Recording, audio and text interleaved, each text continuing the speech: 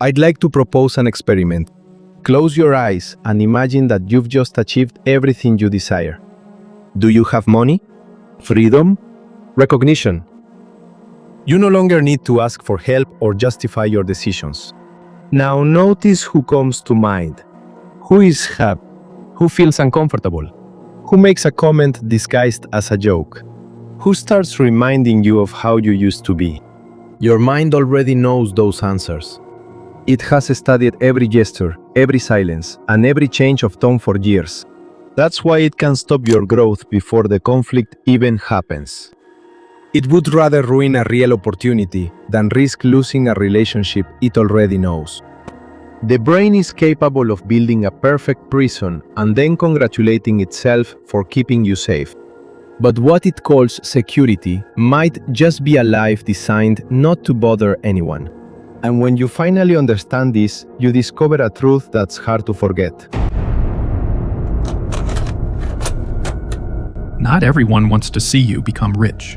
Some people want to see you do well, but not better than them. They will support you as long as your dreams remain small, harmless, and easy to talk about over dinner. But when you start earning more, thinking differently, or stop asking for permission, something will change. They'll say you've become arrogant, that money changed you, that you used to be more humble. Curiously, no one usually cares about your humility when you're anxiously paying bills. The concern shows up when you stop needing their approval. Jacobo Grinberg suggested that the reality we experience doesn't depend only on what exists outside, but also on the internal structure from which we perceive it. And that structure wasn't formed in isolation. It was also shaped by the people whose approval you learned to need. Your mind knows it. It knows that growing can alter friendships, relationships, and family hierarchies that have been intact for years. That's why a part of you wants to thrive, while another part hits the brakes right before you achieve it. Not because of a lack of talent, because you're afraid of the social consequences of not meeting others' expectations. And here arises a possibility that's much more uncomfortable than the fear of failure. Maybe this is the real reason why money doesn't stay in your life. You're not protecting yourself from losing it. You're protecting yourself from the people you might lose if you manage to keep it. But before you continue, stop the automatic movement of your hand. Don't swipe the screen. Put both feet on the ground and think for 5 seconds about the last opportunity you rejected, gave up, or minimized because you were afraid of what others would think of you. Maybe you said it wasn't the right time, that you weren't ready, that you had to be realistic. But maybe you were just trying to stay recognizable to people who got used to a smaller version of yourself. Grinberg suggested that the observer participates in the experience he calls reality. So observe honestly who is making your decisions, your true desire, or the fear of no longer belonging. If today you choose not to betray yourself anymore in order to be accepted, leave this phrase in the comments. I won't lose my life just to hold on to anyone. Some people might distance themselves when you change. The real tragedy would be that in trying to keep them, the one who ends up disappearing is you. In his Syntergic theory, Grinberg tried to explain how brain activity is transformed into conscious experience. He suggested the brain creates a neuronal field, and its interactions produce consciousness. The interaction of that field with a fundamental structure of space, which he called the lattice, participates in the creation of perceptual reality. It was an ambitious and debated model, not a proven truth. But his central question remains unsettling. How much of what we call reality belongs to the object, and how much belongs to the way we organize it when we perceive it? A table doesn't disappear when you close your eyes, but your experience of it does. To see it, you need light, neural activity, brain integration, and an observer. Grinberg took this distinction to its logical conclusion. The brain would not be a transparent window, but rather a structure that organizes information until it produces the world as it appears before us. Now apply that idea to money. A figure can represent freedom for one person and danger for another. It can mean opportunity, debt, power, shame, security, or conflict. The figure is the same. The experience is not. What changes is the structure through which each observer interprets it. There lies the first revelation. You don't respond only to money. You respond to the meaning your perception has built around it. Imagine that money was a person visiting your house. You open the door and say you want to see him, but you hold your arms stiff. You offer him a seat, although you watch every move with suspicion. You ask him to stay, but deep down you fear that his presence will cause arguments, that others will judge you, or that sooner or later he will leave you again. A person would notice the contradiction. Money cannot notice it. And your bank account doesn't need to develop consciousness to give you an existential crisis either. It just needs to show you a number on a Monday morning. That contradiction changes your decisions. It makes you avoid looking at an account until the problem grows. That you charge less before someone questions your price. Turning down an opportunity because the responsibility intimidates you. That you spend impulsively to relieve tension. Or that you confuse prudence with paralysis and ambition with guilt. It's not money taking offense and withdrawing. It's your economic reality taking shape through perception, which selects, interprets, and responds. The difference is decisive. Money does not possess consciousness, but the way you perceive it changes what you see and do. The world does not automatically obey your thoughts, but your thoughts, emotions, and actions do participate in the world you are able to inhabit. For Grinberg, perception involved a process of organization. The brain receives enormous complexity and builds a coherent experience. We don't perceive every available piece of data. We perceive a configuration. Something comes to the foreground and something disappears into the background. When you're dominated by scarcity, something similar happens. Your attention gets fixed on the immediate threat. A bill takes over your whole horizon. A rejection seems to prove that no door will ever open. Someone else's success stops being just information and becomes an accusation. Under that arrangement, there may be alternatives right in front of you, and yet they remain outside what feels relevant to you. Not because some invisible force is hiding them, but because perception is always selective. Keep this idea in mind because in a moment it will explain why some people sabotage an opportunity exactly when they think they're pursuing it. This is where many ideas about abundance get confused. Imagining millions while avoiding a bill or a difficult decision creates a divided experience. An optimistic phrase appears above. Below, the structure that turns money into a threat remains intact. Coherence, then, doesn't mean feeling joy all the time. It means that what you observe, what you accept, and what you do stop contradicting each other. Where does that contradiction come from? Before you understood interest or investments, you had already seen faces change when talking about money. Maybe you heard that it was never enough.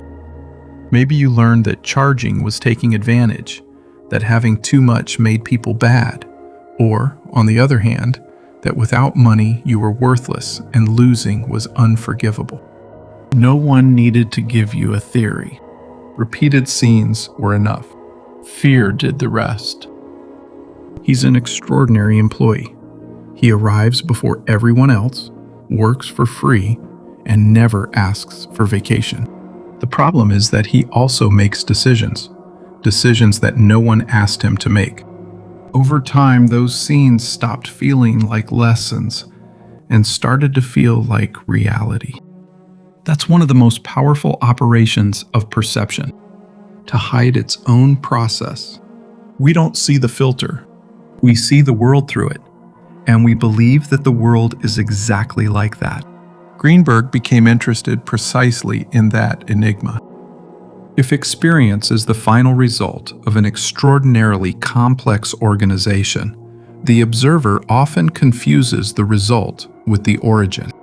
He sees a world already built and forgets that he participates in the process. The same thing happens with money every day.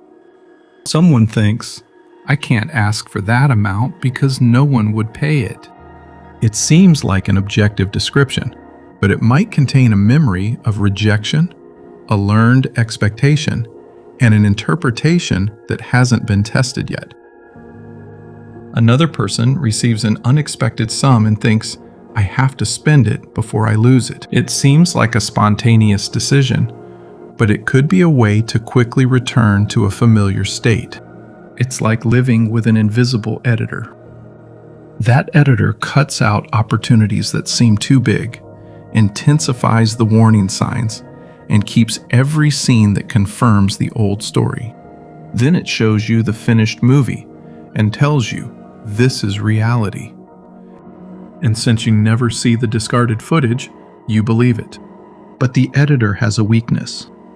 He doesn't know how to work the same way when someone starts watching him.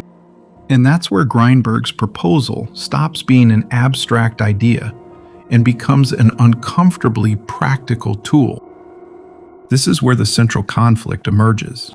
You want a different economic reality, but you keep perceiving from the same internal structure that produced the previous experience. You can work harder, repeat affirmations, and visualize a number every morning. However, if at the moment of getting paid, negotiating, learning, or deciding, the same contracted observer reappears, the movie gets edited the same way again. That's why effort doesn't always lead to change. Sometimes it just makes the pattern more efficient. A person can act from clarity or from panic. From the outside, both seem active. On the inside, one explores and corrects. The other one runs without looking. That changes the questions, the risks it evaluates, and the time it maintains a strategy. The Syntergic theory used Syntergy to talk about coherence, organization, and informational density. Without turning it into a financial recipe, it leaves a useful question. How coherent is your experience when you think about money? Maybe one part wants to grow, while another associates growth with losing affection. Or one seeks freedom, while another expects a number to heal an emptiness. The experience becomes fragmented because each part pushes your behavior in a different direction. Not because money gets bad vibes.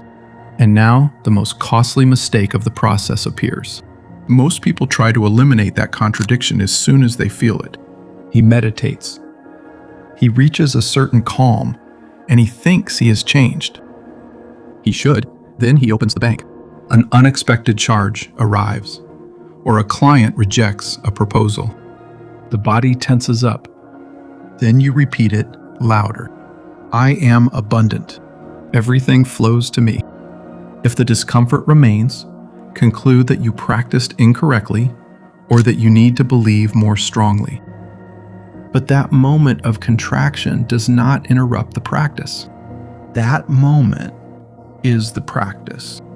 The reaction that comes up in response to an actual figure contains more information than the emotion produced during a comfortable visualization.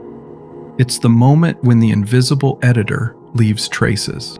If you rush to cover them up, you lose the chance to observe how it builds your experience. An unexpected bill can feel like a financial autopsy done without anesthesia. Even so, the goal isn't to smile in front of the corpse. It's to find out what really died. An objective possibility, or the sense of control you thought you had. Meditation played an important role in Grinberg's work.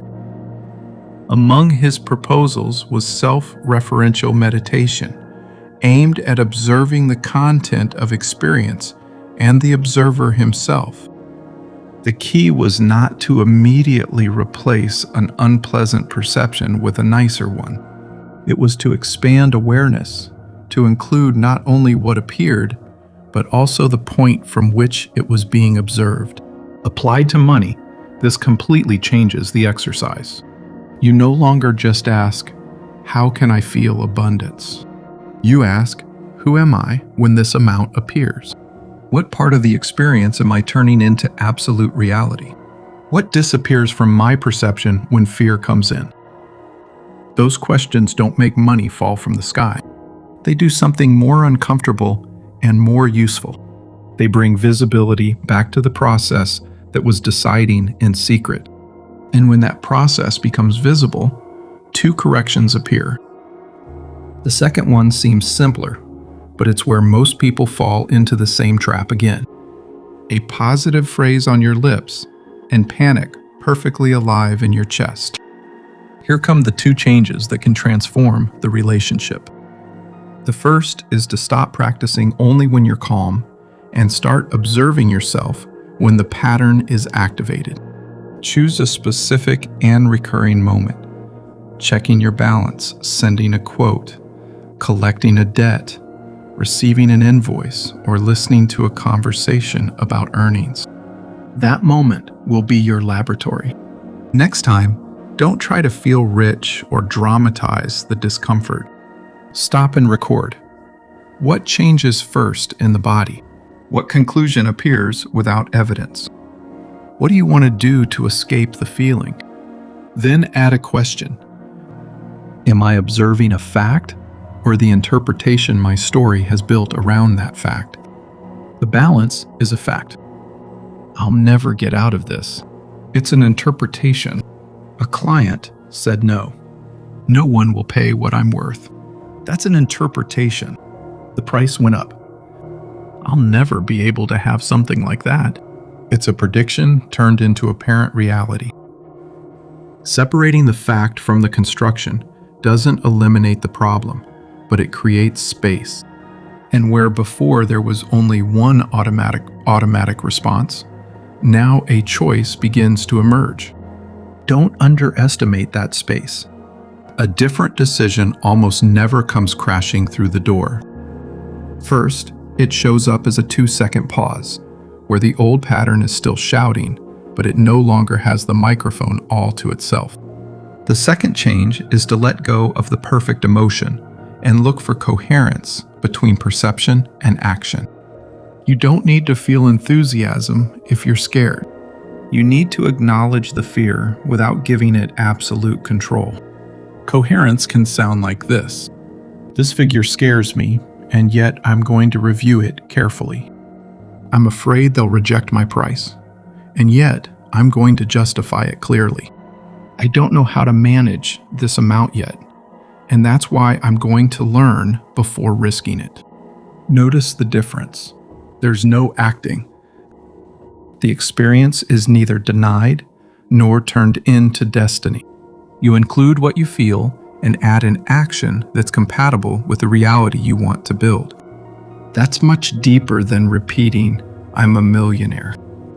The phrase tries to jump from a place of lack to an imagined result. Coherence works with the exact point where you are and reorganizes the next available step. Now, go ahead and talk to money as if it were a person. Do it once without embellishment. Picture it sitting right in front of you. Not as a god, a judge, or a savior. Like a presence that has taken part in decisions, losses, conflicts, and desires throughout your life. Ask him, "What do you represent to me?" Don't answer too quickly.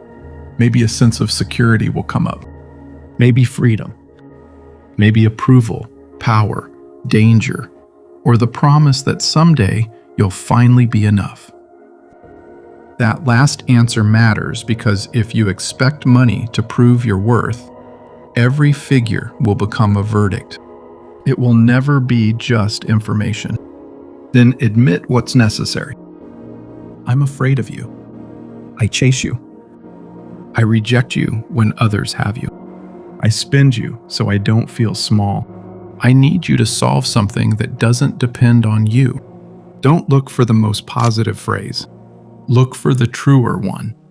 The truth may be less elegant than a spiritual statement, but it has an advantage. It doesn't fall apart when the next bill arrives. Nice phrases often die young. Some don't even survive logging into your bank account. While you speak, notice who is listening inside you. That's the twist that connects the exercise with Grinberg's question. The object of observation is not just money, it's also the observer who assigns it meaning. Then shift the relationship using a phrase you can believe without self-deception. You are not my identity. You are a tool for exchange, choice, and responsibility. Complete the exercise by taking an action in the next 24 hours. Record an expense, send a proposal, research an option, adjust a price. This way, the new perception isn't trapped in the imagination. This part is usually omitted. The observer participates, but doesn't control all the conditions. There are economies, losses, chance, and decisions made by others. Consciousness doesn't erase those factors. It can change the way you relate to them. The difference seems small until it repeats. When you separate a fact from an interpretation, you regain information. When you stay with an uncomfortable number, you expand what you can observe. When you act without denying fear, you realize that you don't need to wait for it to disappear. Little by little, the editor changes. And when the editor changes, the same scene can lead to a completely different decision. What follows may seem small, but it's the point where practice begins to touch the real world. Where before there was only threat, a question arises. Where there was shame, a piece of information appears. Where rejection seemed like a verdict, it becomes feedback. Where an opportunity seemed reserved for others, it starts to be seen as a skill that can be learned. That doesn't ensure you'll become a millionaire. No serious theory can promise that, but it does transform the internal conditions with which you recognize and understand opportunities. You negotiate. You correct mistakes and stand by your decisions. And those conditions play a real part in any economic outcome. Also, if someone promises millions guaranteed just for repeating a phrase, it's wise to protect your wallet. Enlightenment can wait. The scammer almost never does. Now place one hand on your chest and think of a specific amount you want to achieve. It doesn't have to be reasonable or grand. It has to be meaningful to you. Observe the first response. Expansion or contraction. Don't correct it. Don't judge it. Just acknowledge that feeling is not a prophecy. It's information about the way your experience is being organized right now. Write a single word in the comments. Expansion or contraction. Not to declare who you are, but to mark where you begin to observe from. Now say something honest to money. Then ask yourself what small action would make that phrase consistent with your real life.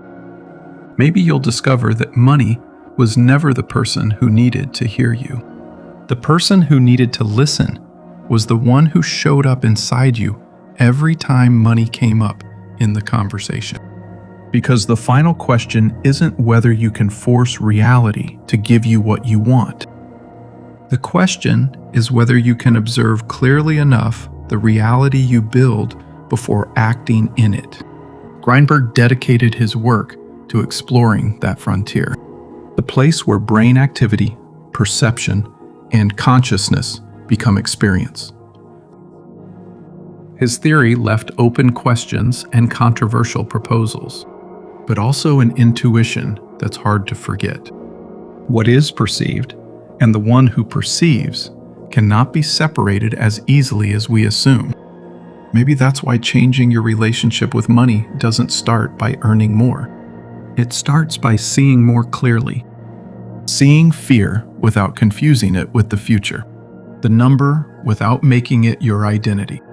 The opportunity without erasing the risk. And the observer while he builds and responds. Then money stops being an enemy you chase or a savior you beg. It becomes a part of reality that you can consciously relate to. And when that relationship changes, the universe doesn't magically change. What changes is what you can see within it. What changes is what you're able to hold. What changes is the decision you make when the old story starts talking again.